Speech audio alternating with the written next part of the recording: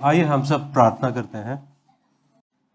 जैसे हर बार मैं प्रचार करने से पहले आप लोगों से विनती करता हूं कि आप प्रार्थना करो कि परमेश्वर आपसे बातें करे।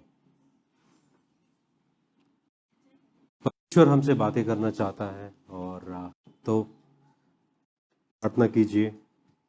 1 मिनट के लिए आंखें बंद कर लीजिए और प्रार्थना कीजिए कि परमेश्वर इस समय आप मुझसे बातें कीजिए।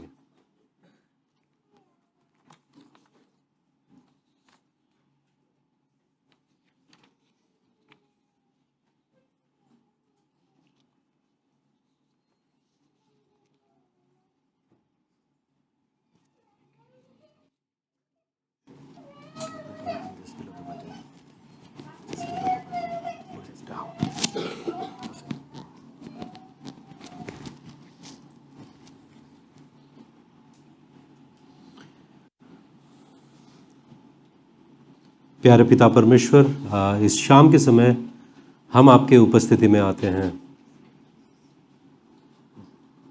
इस वक्त हम प्रार्थना करते हैं परमेश्वर, आप हमसे बातें कीजिए। जैसा आपका वचन बोया जाता है हमारे लिए परमेश्वर, वो वचन हमारे हृदय में कार्य साधक बने और तेरी पवित्र आत्मा परमेश्वर हमारे अंदर कार्य करे। इस वक्त हम हमारे आंख कान सब खोलकर आपके वचन के इंतज़ार में हैं। आप हमसे बातें कीजिए। यीशु मसीह के नाम से हम प्रार्थना करते हैं, आमीन। इब्रानियों की पत्री 11 में हम लोग शूरवीरों के बारे में देख रहे हैं। शूरवीर मतलब ये जो परमेश्वर के जन है, परमेश्वर के लोग, जो विश्वास से उन्होंने जो किया है, उन लोगों के बारे में हम देख रहे थे और अभी भी देख रहे हैं। मगर इस बार एक वीर के बारे में नहीं, एक शूर वीर के बारे में नहीं, एक शूर नारी के बारे में देखेंगे। एक स्त्री है, उनके बारे में देखेंगे और विश्वास के बारे में बात करते करते और एक के बाद एक महान लोगों के नामों को लेते हुए अचानक से यहां पर एक औरत का नाम लिया जाता है। क्यों उनका नाम लिया गया और क्या खासियत है उनमें, इन बातों को देखेंगे। 11 अध्याय में, इब्रानियों की पत्री 11 में जब हम देखते हैं, पिछले बार हमने जो यरीहो जो दीवार जो है, दीवारों का गिरने के बारे में हमने वचन सुना। उसी से जुड़ा हुआ और एक कहानी है जो बाइबल में हमको बताया गया है। जब हम 31 वचन देखते हैं, 30वां वचन में, विश्वास ही से यरीहो की शहरपनाह जब वे 7 दिन तक उसका चक्कर लगा चुके तो वह गिर पड़ी। 31, विश्वास ही से राहब वेश्या आज्ञा ना मानने वालों के साथ नष्ट नहीं हुई, इसलिए कि उसने भेदियों को कुशल से रखा था। बेधियों को कुशल से रखा था। अब ये क्या, किसकी बात हो रही है, क्या है ये जो यहूदी लोगों को जिनको ये लिखा गया था, उन लोगों को नाम लेते ही तुरंत पता चल जाता है। मगर हमारे लिए हमको पुराने नियम में जाना पड़ेगा और देखना पड़ेगा कि ये राहब कौन है। और उनका नाम देखते ही विश्वास ही से राहब वेश्या, राहब वेश्या मतलब यहां पर लिखा गया और याकूब की पत्री में भी लिखा गया। याकूब की पत्री में जब हम देखते हैं कि दूसरा अध्याय 24 से लेकर 26वें वचन तक, वहां पर भी जब उनका नाम लिया गया था राहब वेश्या, हर बार उनका नाम लिया जाता है तो उसके बाजू में ये प्रोफेशन डालने की क्या जरूरत थी, बोलने की क्या जरूरत थी, उसकी एक वजह है। अब हम लोग देखते हैं कि ये कौन है ये स्त्री। इतने सारे अब्राहम के बारे में बात किया, मूसा के बारे में बात किया, हमने इसहाक के बारे में ये बात किया, याकूब के बारे में बात किया। इतने शानदार लोग हैं, इतने बड़े बड़े लोग हैं, अद्भुत लोग हैं। उनकी जिंदगी से पूरा इतिहास बदल गया, उनके फैसलों से इतिहास बदल गया। इतने सारे महान लोगों के बीच में ये औरत क्या कर रही है? और लगता नहीं कि इनका जो नाम के बाद में जो बात आती है, उस बात की वजह से इनको इन लोगों के साथ में रखा जाए। मगर खासियत क्या है? बाइबल क्या कहती है? हम लोग देखते हैं यहोशू पत्री नहीं, किताब है वो, मैं देख रहा था, 2 अध्याय 2 से लेकर 8 तक हम पढ़ते हैं। तब नून के पुत्र यहोशू ने 2 भेदियों को शित्तीम से छुपके से भेज दिया और उनसे कहा, जाकर उस देश और यरीहो को देखो। तुरंत वे चल दिए और राहाब नामक किसी वेश्या के घर में जाकर सो गए। अब देखो, यहोशू है, यहोशू के मूसा से परमेश्वर ने कहा कि मैं आपको मिस्र से छुड़ा रहा हूं, आप जाओ और जो जो जगहें मैंने आप लोगों को आपके पुरखों को वादा किया है उसमें जाकर आप लोग बस जाओ, ये तुम्हारे हैं। तब ये लोग निकल गए, मिस्र से निकल गए। निकलने के बाद में एक एक स्थान को वो लोग अपने कब्जे में ले रहे थे। अब ये स्थान आया है यरीहो। यरीहो को पहले हमला करने से पहले उन्होंने कहा कि दोनों भेदियों को भेजते हैं और ये लोग देख कर आएंगे। इन दोनों को भेजने के बाद में ये परमेश्वर के लोग हैं, परमेश्वर के जन हैं, परमेश्वर के लोग, परमेश्वर के जन सीधे सीधे ये वेश्या के घर क्यों गए? कहीं और जाते का मतलब क्या हुआ? इसका जवाब है, वहां पर जाते हैं, 2 वचन। तब किसी ने यरीहो के राजा से कहा, आज की रात कई एक इस्राएली हमारे देश का भेद लेने को यहां आए हुए हैं। तब यरीहो के राजा ने राहब के पास यो कहला भेजा, जो पुरुष तेरे यहां आए हैं उन्हें बाहर ले आ, क्योंकि वे सारे देश का भेद लेने को आए हैं। उस स्त्री ने दोनों पुरुषों को छिपा रखा। क्या किया? वो स्त्री ने क्या किया? इन दोनों को छिपा दिया और इस प्रकार कहा, मेरे पास कई पुरुष आए तो थे, परंतु मैं नहीं जानती कि वे कहां के थे। और ये जो है वाजिब की बात है कि इनको कोई उससे कोई मतलब नहीं पड़ता ये लोग कहां से आए, क्या है। तो इन्होंने झूठ बोला। किसने? राहब ने झूठ बोला। क्या बोला? कि लोग तो आए थे मगर मैं नहीं जानती वो कहां से आए।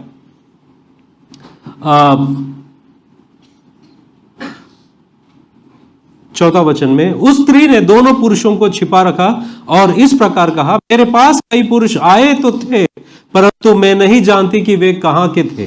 5, और जब अंधेरा हुआ और फाटक बंद होने लगा तब वे निकल गए। मुझे मालूम नहीं कि वे कहां गए।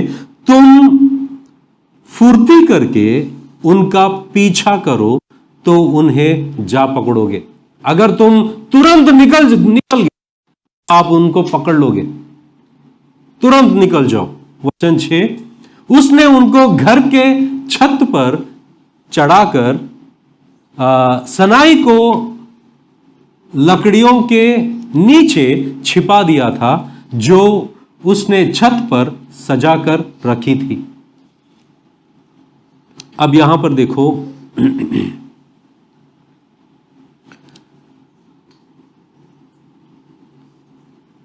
7वां वचन, वे पुरुष तो 6, उसने उनको घर की छत पर चढ़ाकर सनाई की लकड़ियों के नीचे छिपा दिया था जो उसने छत पर सजाकर रखी थी। 7 वे पुरुष तो यरदन का मार्ग ले उनकी खोज में घाट तक चले गए। जो लोग ये दोनों को ढूंढते ढूंढते आए हैं वो लोग घाट तक चले गए, और जो ही उनको खोजने वाले फाटक से निकले त्यों ही फाटक बंद किया गया।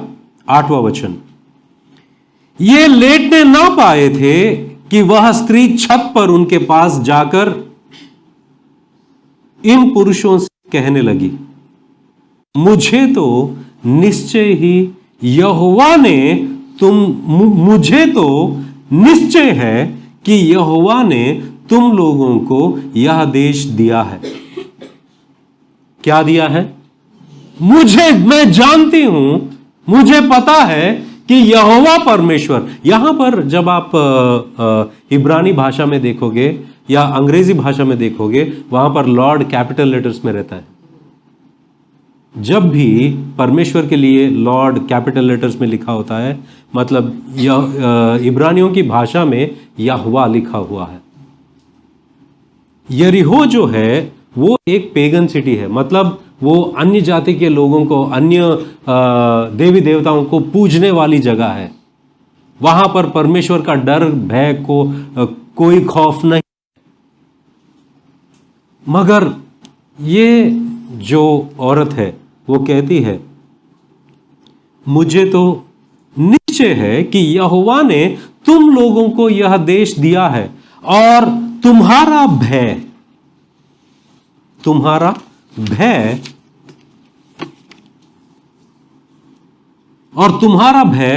हम लोगों के मन में समाया है, और इस देश के सब निवासी तुम्हारे कारण घबरा रहे हैं।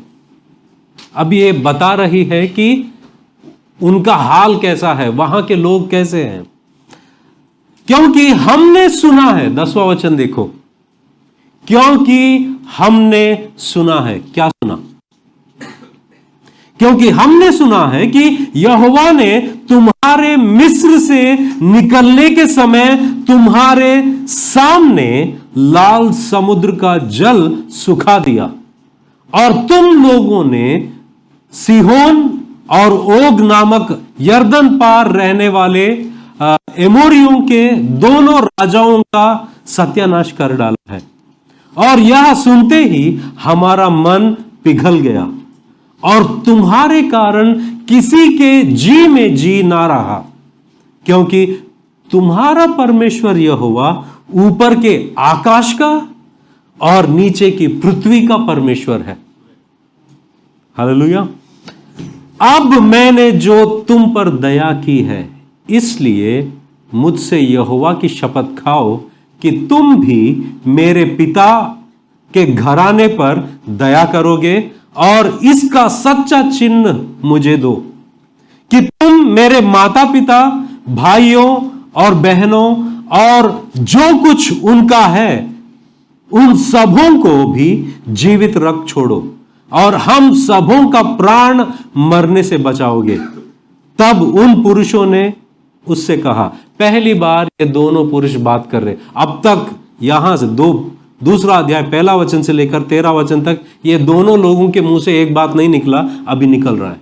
वो क्या कहते हैं? तब उन पुरुषों ने उससे कहा, यदि तू हमारी यह बात किसी पर प्रकट ना करे तो तुम्हारे प्राण के बदले हमारा प्राण जाए, और जब यहोवा हमको यह देश देगा तब हम तेरे साथ कृपा और सच्चाई से बर्ताव करेंगे।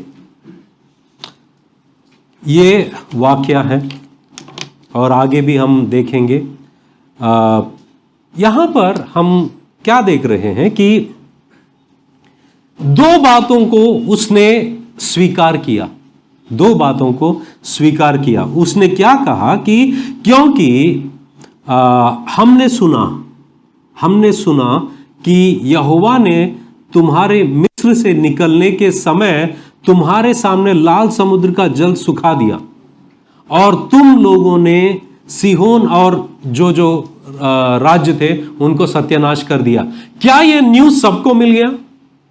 क्योंकि यहां पर राहब जब बात करने के वक्त शब्द इस्तेमाल करती है, हमने सुना, मतलब जो वचन, जो समाचार जो है सबको इक्वली मिला, सब लोगों ने सुना है। परमेश्वर ने इस्राएलियों को कैसे लाल समंदर को सुखाकर उसके बीच में से चलाया, यह सब लोगों ने सुना। और ये दो राज्यों को और जो राजाओं को इन्होंने सत्यानाश किया, यह भी सुना था। सब लोगों ने सुना यह बात।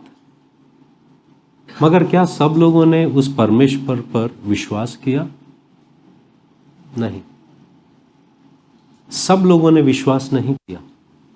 वचन सब लोग सुनते हैं। जब वचन आया हेरोद के पास, वचन आया हेरोद के पास, उसके पास काफी सारे सबूत आए, ज्ञानी आए, शास्त्री आए, और दोनों सबूत उसके सामने हैं। मगर सिर्फ ज्ञानी लोग आराधना करने के लिए गए, वो शास्त्री लोग क्यों नहीं गए पता नहीं। और ये हेरोद ये सब जानता है कि ये परमेश्वर की ओर से कार्य है, मगर वो झुका नहीं। उसके अंदर इतना घमंड था कि वो झुका नहीं। यही बात यहां पर हम देखते हैं कि समाचार तो सबको मिला है, वचन तो सबको मिला है, इनके जिंदगी में जो परमेश्वर का कार्य किया है वो सब लोगों ने सुना है। मगर ये स्त्री है, वो क्या कहती है कि वो पहले कहते कि मुझे 9वां वचन में, मुझे तो निश्चय है कि यहोवा ने तुम लोगों को यह देश दिया है, ये देश दे दिया, ये आपका है। और उसने कहा कि क्योंकि तुम्हारा परमेश्वर, 11 वचन में, तुम्हारा परमेश्वर यहोवा ऊपर के आकाश का और नीचे की पृथ्वी का परमेश्वर है। उसने दो बातों को स्वीकार किया है और विश्वास किया है। विश्वास क्या है कि परमेश्वर जो है, यहूदी लोगों का परमेश्वर जो है, इस्राएली लोगों का परमेश्वर जो है, वही परमेश्वर है। वो एकमात्र परमेश्वर है, वही परमेश्वर है। और उसने ये कहा, जैसे वर्णन किया, क्योंकि तुम्हारा परमेश्वर यहोवा ऊपर के आकाश का, अब आकाश की कोई सीमा नहीं है, और नीचे की पृथ्वी का परमेश्वर है, प्रभु है, उसके हाथ के बाहर कुछ नहीं है। उसने यह स्वीकार किया, मान लिया, और इस परमेश्वर पर उसने विश्वास किया कि तुम्हारा परमेश्वर सही परमेश्वर है। क्या ये यहूदी थी? नहीं, ये कनान की औरत थी, यहूदी नहीं, इस्राएली नहीं।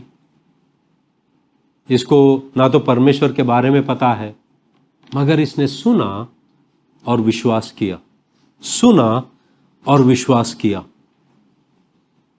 और इसने विश्वास किया कि ये महान परमेश्वर, इन लोगों ने, इस्राएली लोगों ने इतने साल वहां पर गुलामी की है मिस्र में, उनको छुड़ाकर परमेश्वर लेके आ रहा है, इतने अद्भुत कार्य किया है, तो और कौन परमेश्वर हो सकता है? यही उद्धार करता है, यही इनके तरफ है जो सच्चा परमेश्वर। इसके अंदर विश्वास आ गया, स्त्री के अंदर विश्वास आ गया, और ये जानती थी कि ये तो गया उनके हाथ में, मगर ये अपने आप को कैसे बचाएगी? अपने आप को कैसे बचाएगी? क्योंकि परमेश्वर तो वायदे सबको किसको किया है? यहूदी लोगों को किया है। मगर ये यहूदी लोगों के बीच में नहीं है, ना इस्राएली लोगों की कोई वंशज से है, ये तो अन्य जाति की है। इसका दूर दूर से कोई रिश्ता नहीं इस्राएली लोगों से, ना कोई नाता है, ना कोई संबंध है, कोई रिश्ता नहीं। मगर बचेगी कैसे? क्योंकि इसके अंदर विश्वास है। मगर इसको कोशिश करने की जरूरत नहीं है, क्योंकि परमेश्वर जानता था कि इस औरत के अंदर विश्वास था। और ये दोनों लोग सीधे सीधे इसके घर इसलिए गए थे क्योंकि परमेश्वर ने इनको अगवा किया। परमेश्वर ने इनको अगवा किया वहां तक, वहां पर, क्योंकि दूसरा कोई रीजन नहीं दिखाई देता वहां पर। कुछ लोग कहते हैं कि अरे वो एक्चुअली वेश्या नहीं थी, उनका होटल था। उनका क्या था? होटल था। ये सही नहीं है, क्योंकि जब हम लोग देखते हैं ये जो वचन को, जो शब्द का इस्तेमाल किया गया है वेश्या, हार्लट, हिब्रानी भाषा में जोना शब्द का इस्तेमाल किया गया है। जोना, इसी शब्द से अरबी और उर्दू शब्द आता है जीना। मालूम है आप? जीना। ग्रीक भाषा में पोर्ने शब्द का इस्तेमाल किया गया है। उसी शब्द से आज और एक आता है पोर्नोग्राफी। ये दो शब्दों से पता चलता है ये होटल नहीं है, ये वेश्या है। और हम लोग जब देख रहे हैं कि इसने सच्चा परमेश्वर यहोवा पर विश्वास किया और उसने ये कबूल किया अपने दिल में कि यही सच्चा परमेश्वर है, जो जमीन और आसमान सब कुछ के ऊपर वही परमेश्वर है। और जब इन लोगों ने वही वचन सुना, दो तरह के रेस्पॉन्स आए हैं। लोग डर गए हैं, उनके दिल पिघल गए हैं, मगर एक के दिल में विश्वास आया है। डर रहे हैं मगर विश्वास नहीं कर रहे हैं, मगर ये तो डरी है मगर विश्वास की है, विश्वास की है। ये दोनों के बीच में फर्क हम देखते हैं, क्योंकि जब हम इब्रानियों की पत्री में 11 अध्याय एक बार निकालते हैं, दोबारा वो 31 वचन को पढ़ते हैं। इब्रानियों की पत्री 11 अध्याय 31। विश्वास ही से, पहुंचे वहां पर, विश्वास ही से राहब वेश्या आज्ञा न मानने वालों के साथ नष्ट नहीं हुई, इसलिए कि उसने भेदियों को कुशल से रखा। यहां पर जब हम ये वचन को पढ़ते हैं, ये वचन को मतलब राहब को किसी और से तुलना की गई है। राहब को किसी और से तुलना की गई है। देख रहे हो वचन? विश्वास ही से राहब वेश्या आज्ञा न मानने वालों के साथ नाश नहीं हुई। मतलब एक लोग है वो आज्ञा नहीं मान रहे हैं। यरीहो के लोग जो है आज्ञा सुने हैं, सुसमाचार सुने हैं, वचन मिला है, मगर वो आज्ञा नहीं मानने वाले हैं। मगर राहब जो है वो वही वचन सुनी है, मगर उसके अंदर विश्वास आया है। Now this is the thing. जब हम सुसमाचार बांटने जाते हैं, बहुत सारे लोग, काफी सारे लोग हमारे ट्रैक्स को फेंक देते हैं, मगर कुछ लोग होते हैं वो पढ़ते हैं। काफी सारे लोग वचन सुनते हैं मगर समझते नहीं, ग्रहण नहीं करते। मगर कुछ लोग सुनते हैं, उसको स्वीकार करते हैं, जब उसके लिए तकलीफ होता है, क्योंकि उन्होंने परमेश्वर को स्वीकार किया, वो सारे तकलीफों को झेलते हैं और परमेश्वर के लिए खड़े होते हैं। अब ये देखो, ये स्त्री परमेश्वर पर विश्वास किया, पहले से ही विश्वास किया। ऐसा नहीं कि ये लोग दोनों आए तभी विश्वास जाग उठा, नहीं, पहले ऑलरेडी इसके अंदर विश्वास था, इसने सुना। मगर देखो, इसने एक बहुत ही हाई रिस्क काम लिया, एक रिस्की काम। उन्होंने ये दो भेदियों को छुपाया। भेदियों कौन होता है? जासूस करने के लिए होते हैं या देखने के लिए होते हैं कि कैसा है देश। ये परमेश्वर के दोनों लोगों को उन्होंने सुरक्षित रखा, बचाए रखा। अब उनको पता नहीं कि ये खुद बचेगी या नहीं, उसको खुद पता नहीं कि अगर राजा को पता चला तो मुझे मार डालेंगे, मुझे ही नहीं मेरे परिवार को मार डालेंगे। तो उसने सोचा कि मैं फैसला ले रही हूं, मुझे कुछ भी हो जाने दो, मैं जो सच्चा परमेश्वर के जन जो है उनके साथ खड़े रहूंगी, उनके साथ अपने आप की पहचान को उनके साथ बनाए रखूंगी, मगर इनके साथ नहीं जो नाश होने वाले हैं। अब दोबारा पढ़िए, विश्वास ही से राहब वेश्या आज्ञा ना मानने वालों के साथ नाश नहीं हुई, इसलिए कि उसने भेदियों को कुशल से रखा। उसने फैसला किया जो नाश हो रहे हैं उनके संगति में मैं नहीं रहूंगी, जो नाश हो रहे हैं उनके साथ मैं वक्त नहीं गुजारूंगी, जो नाश हो रहे हैं उनके साथ मेरा कोई संबंध नहीं। अब यह अच्छा है मेरे लिए कि परमेश्वर के लोगों के साथ रहो, अगर मौत भी आए, अगर मौत भी आए। यह उसका फैसला था, यह उसका फैसला था। और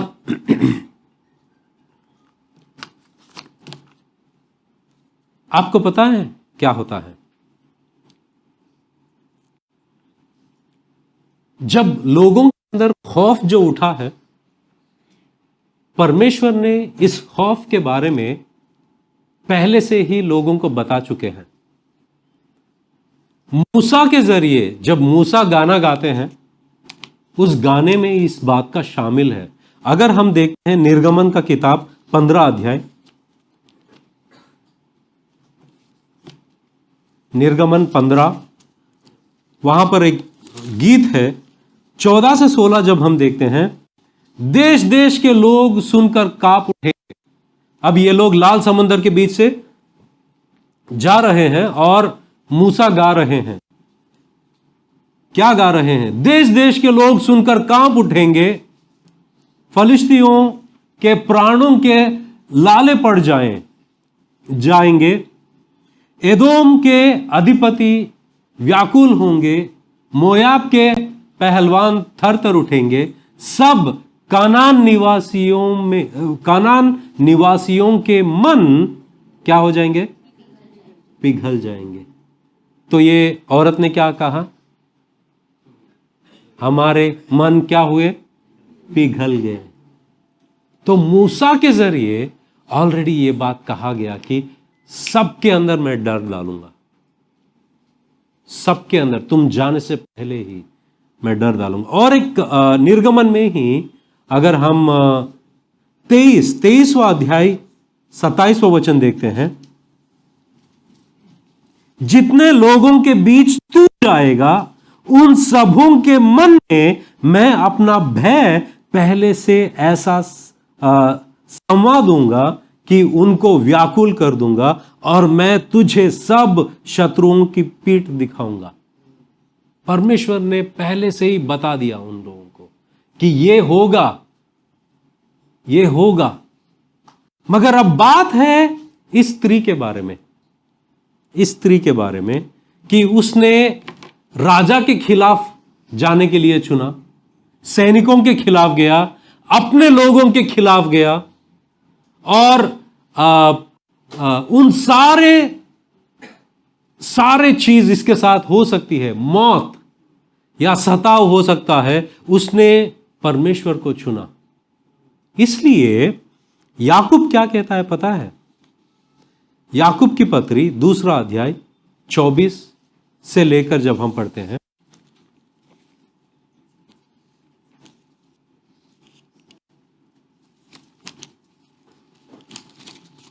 याकूब की पत्री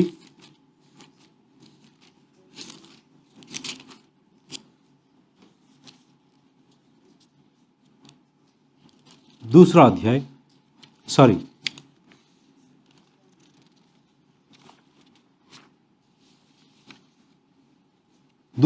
24 से 26। इस प्रकार तुमने देख लिया है कि मनुष्य केवल विश्वास से ही नहीं वरन कर्मों से भी धर्मी ठहरता है। वैसे ही राहब वेश्या भी, अब दोबारा देखो, उसका नाम जब भी लेते हैं वेश्या तो आ ही जा रहा है। राहब वेश्या भी जब उसने दूतों को अपने घर में उतारा और दूसरे मार्ग से विदा किया तो क्या कर्मों से धार्मिक ना ठहरी? यहां पर याकूब क्या कह रहा है? क्या याकूब पौलुस के खिलाफ है? नहीं। याकूब का मतलब यह था कि तुम परमेश्वर पे विश्वास करते हो, इसका सबूत क्या है? काफी लोग कहते हैं कि मैं विश्वास करता हूं, मगर वो विश्वास किस तरह से आप बयान कर रहे हो? तो याकूब कहता है कि बहुत लोग बोलने वाले हैं कि विश्वास करते हैं, मगर विश्वास जब वो कार्य तुम्हारी जिंदगी में नहीं दिखता है तो तुम्हारा विश्वास का कोई मतलब नहीं। और एक्चुअली अब्राहम के बारे में पहले बात करते हैं, तुरंत याकूब क्या करते हैं? राहब के बारे में बात करते हैं।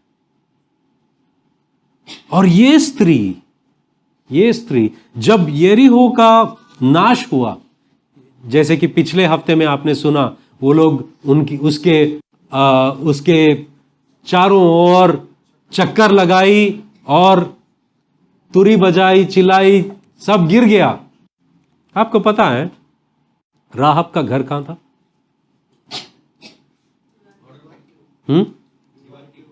यस, दीवार, 2 दीवारें होती हैं, ये 2 दीवार के बीच में गैप होता है, उस गैप में घर था उसका, क्योंकि उसी जगह से उसने विंडो से इन लोगों को बाहर निकाली, बाहर भेज दी। मतलब सब दीवार नहीं गिरे, सब दीवार नहीं गिरा, एक हिस्सा बाकी रहा। उस बाकी जहां पर था, क्योंकि वहां पर एक निशाना था। वो क्या निशाना था? हम पढ़ते हैं यहोशू के किताब और आगे पढ़ते हैं।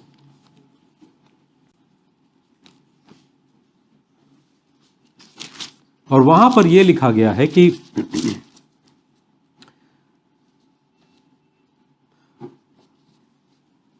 12 वचन, अब मैंने जो तुम पर दया की है, 12 वचन में देखो, अब मैंने जो तुम पर दया की है। वहां शब्द देखते हो, दया, दया शब्द जो दिखाई दे रहा है आपको, वहां पर हिब्रानी भाषा में जो शब्द का इस्तेमाल किया गया वो हेसेड, HESED, हेसेड।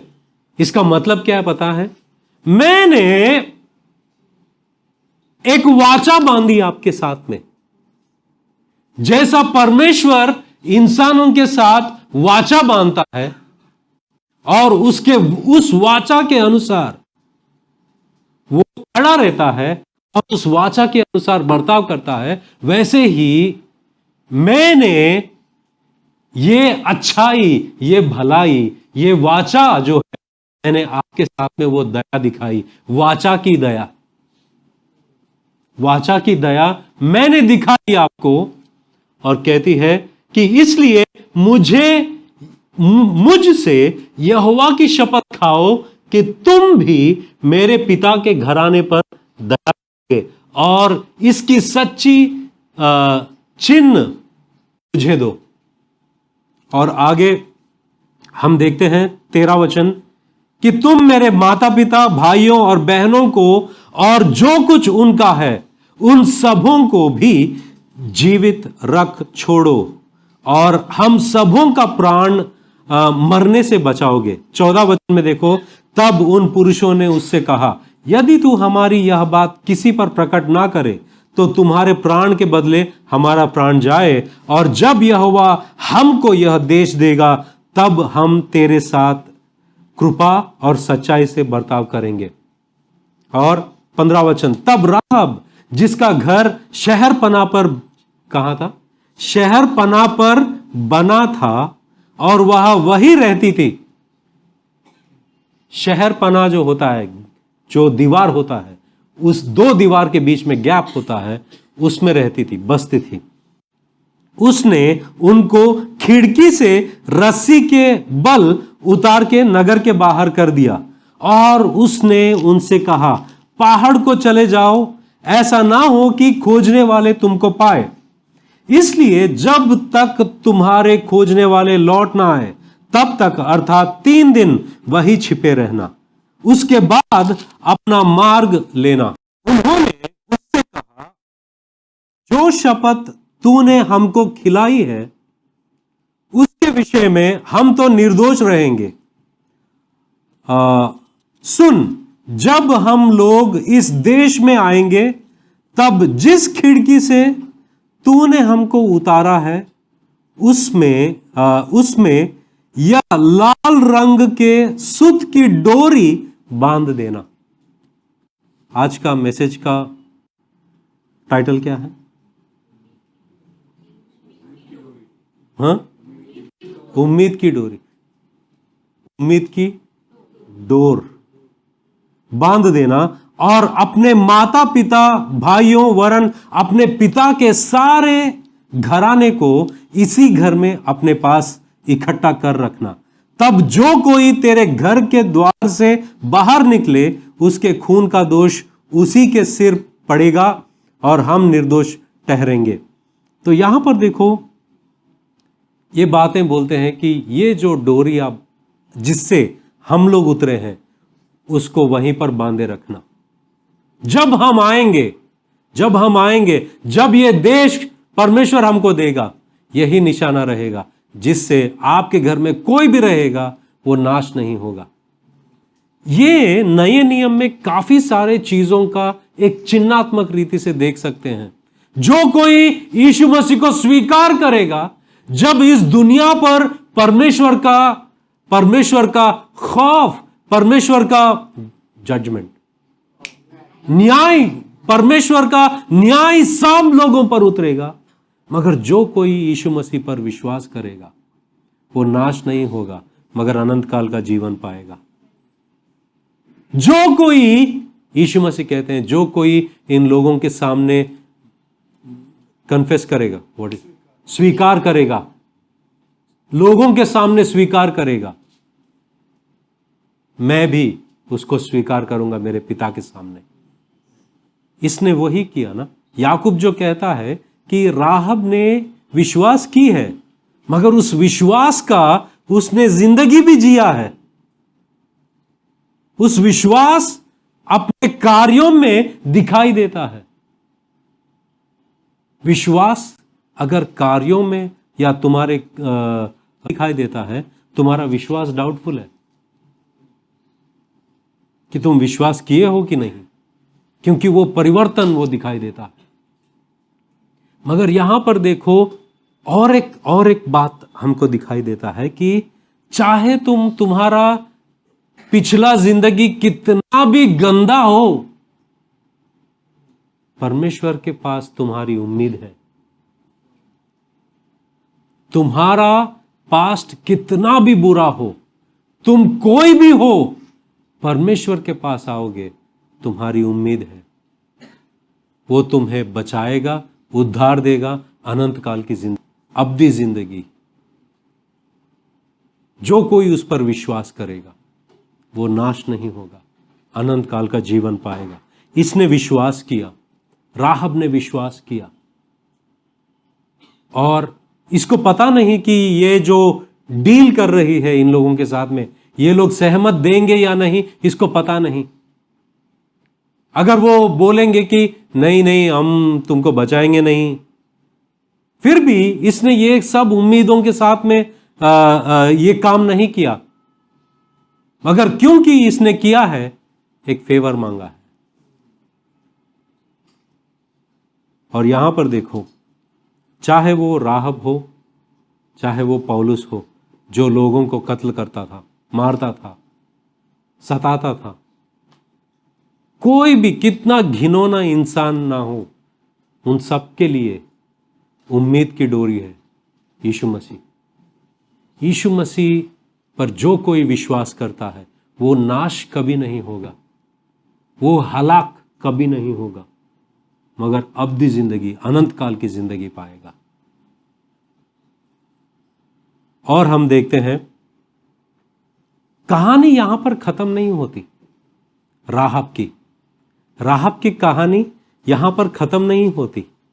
अगर हम लोग अध्याय 6 में जब देखते हैं, यहोशू कहता है जाओ राहब के घर जो है उसमें जितने लोग हैं उन सबको लेके आओ। एक वक्त आएगा हमारा परमेश्वर सब स्वर्गदूतों को चारों ओर भेजेगा, मेरे जनों को उठा के लाओ, मेरे लोगों को उठा के लाओ। और हम लोग प्रकाशित वाक्य में देखते हैं और सुसमाचारों में भी देखते हैं कि चारों ओर से अब यीशु मसीह के लोगों को स्वर्गदूत लेके आते हैं। और एक बात क्या है कि उसको इस्राएली लोगों के साथ में लेके जाते हैं। उनका कोई लेना देना नहीं, मगर वो भागीदारी बने। एफेसियों की पत्री में वही तो पढ़ रहे हैं हम लोग कि हमारा कोई नाता नहीं था, मगर परमेश्वर ने हमको इतने सारे बरकत, इतने सारे आशीष दिए हैं जिसके लिए हम लायक नहीं थे, मगर हमको इस्राएली लोगों के साथ में जोड़कर एक शरीर बनाया और आशीषित किया हमें। और राहब इस्राएली लोगों के साथ में जाती है और उनके साथ में बसता है। कहानी वहां खत्म नहीं होती है, कहानी वहां खत्म नहीं होती है। क्या है कि एक व्यक्ति होता है जिसका नाम सालमोन है। वो कौन है पता है? मत्ती का सुसमाचार निकालो, मत्ती का सुसमाचार पहला अध्याय, मत्ती का सुसमाचार पहला अध्याय। मुझे पता है कि काफी लोग पहला अध्याय पढ़े मगर कुछ देखे नहीं। कितने लोग ने तो कितने बार तो स्किप किया होगा उसको। अरे पहला अध्याय उसको छोड़ दो यार। पहला अध्याय 5 और 6 देखते हैं। सलमोन और राहब से बोयाज उत्पन्न हुआ। बोयाज कौन है पता है? जो रूत से शादी करता है। रूत कौन है? रूत मोयाबाइट है, मोयाब। वो भी इस्राएली स्त्री नहीं है, मगर बोयाज जानता है मेरी मां इस्राएल नहीं थी, मगर मेरा बाप उस पर रहम दिखाया। वो जो पेरेंटल इन्फ्लुएंस जो होता है वो बच्चे पर भी आता है। बोयाज ने वही रहमत उसके बाप ने राहब पर, उसकी मां पर दिखाया, वही बोयाज ने रूत पर दिखाया। आगे जाके क्या होता है? सालमोन और राहब से बोयाज उत्पन्न हुआ, बोयाज और रूत से ओबेद उत्पन्न हुआ, और ओबेद से ईशै उत्पन्न हुआ, और ईशै से कौन? दाऊद। दाऊद। और दाऊद से आगे जाते हैं, कौन आता है? यीशु मसीह। यीशु मसीह। परमेश्वर ये बात बता रहे हैं कि जो कोई मुझ पर विश्वास करेगा वो नाश नहीं होगा और अनंत काल का जिंदगी पाएगा। जो कोई मुझ पर विश्वास करेगा उनको बचाना मैं जानता हूं। जो कोई मुझ पर विश्वास करेगा उसे संभाले रखना मैं जानता हूं। जो कोई मुझ पर विश्वास करेगा उसको हर तकलीफ से कैसे बाहर निकालना मैं जानता हूं। सब दीवार गिरेगा मगर उसका घर नहीं गिरेगा। परमेश्वर जानता है अपने लोगों को बचाना, उनको पता है कैसे। ये उम्मीद की डोरी है यीशु मसीह में। जो कोई यीशु मसीह पर विश्वास करता है वो नाश नहीं होगा, अनंत काल का जिंदगी पाएगा। और एफेसियों की पत्री में हम देखते हैं कि परमेश्वर ने जो लोग यीशु मसीह को स्वीकार किए हैं, आने वाले युगों में अपनी अच्छाई को वो दिखाते ही रहेंगे। इसलिए हमको यीशु मसीह को स्वीकार करना है। आइए हम प्रार्थना करते हैं। जो कोई विश्वास करेगा वो नाश नहीं होगा।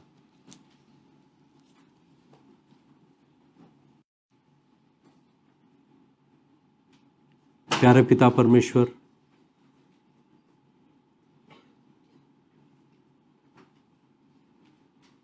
विश्वास से राहब तुझ पर विश्वास की और तेरे लोगों को छुपाया, और आपने परमेश्वर उसकी जिंदगी बदल दी। वैसे ही हम कहां कहां से थे परमेश्वर, आपने हमें चुना,